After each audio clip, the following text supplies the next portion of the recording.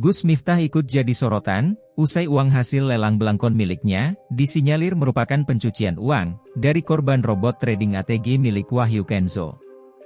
Seperti diketahui, belangkon Gus Miftah, dibeli dengan harga 900 juta rupiah melalui proses lelang. Lantas apakah uang hasil lelang tersebut akan dikembalikan atau tidak? Menanggapi hal tersebut, Gus Miftah mengaku siap diperiksa jika dirinya menerima panggilan penyidik, sebagai saksi kasus dugaan pencucian uang Wahyu Kenzo. Mengenai nasib uang hasil lelang belangkonya, Gus Miftah mengaku tak tahu statusnya, nanti akan dikembalikan atau tidak. Pasalnya uang tersebut menurut dia telah didonasikan sepenuhnya. Hasil penjualan belangkon sudah saya donasikan dan amalkan.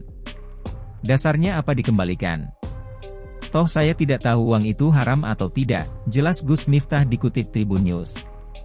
Gus Miftah juga menyampaikan, jika dirinya tidak pernah mempertanyakan sumber dana dari uang hasil pembelian belangkonnya. Tapi saya tidak tahu uang itu haram atau tidak.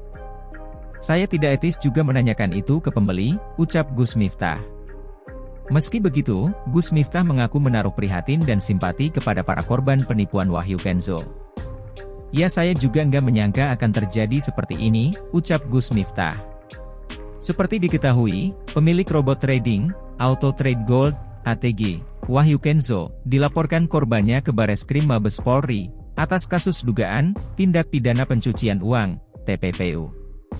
Kuasa hukum korban robot trading ATG, Zainul Arifin melaporkan Wahyu Kenzo, diduga sudah mencuci uang hasil ATG, kepada sejumlah publik figur, di antaranya Raffi Ahmad, Atta Halilintar, Stefan William, H. Faisal hingga Gus Miftah.